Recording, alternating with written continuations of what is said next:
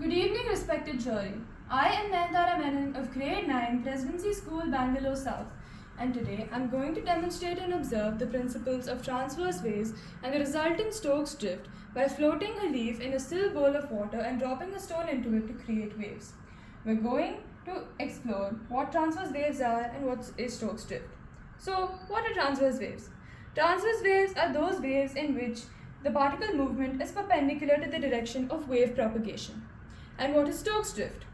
The net forward movement of floating objects that gradually get pushed in the direction of wave propagation due to the energy on the surface of the liquid.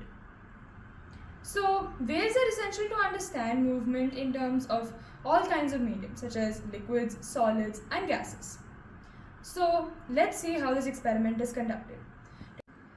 To conduct this experiment, we require a bowl with water, or it can be any other large container, two sizes of leaves, a big leaf and a slightly smaller leaf from the same plant, and the constant in this case, a stone.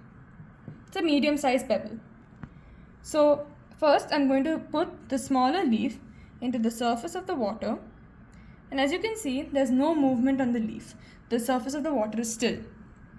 I'm going to drop the pebble into the water and let's observe what happens. As you can see, there was violent bobbing but very little net displacement in the direction of wave propagation. This small net displacement is caused by the Stokes drift, but in the case of the smaller leaf, it is very minimal. Let's now repeat the experiment with the larger leaf. I'm going to place it on the surface of the water. And now I'm going to drop the stone into the water and let's observe what happens. As you can see, circular waves were created outside and it moved outward. There was very little bobbing from the larger leaf, but the net displacement in the direction of wave propagation was much more. This is once again due to the Stokes drift.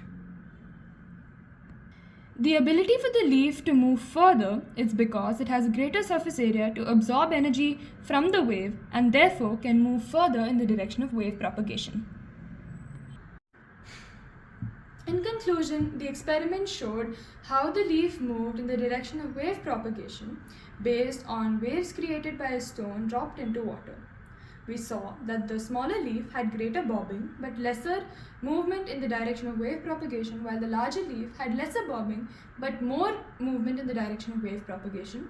The movement was created by the resultant Stokes drift, and the larger leaf had greater surface area to absorb more energy and therefore could move a greater distance.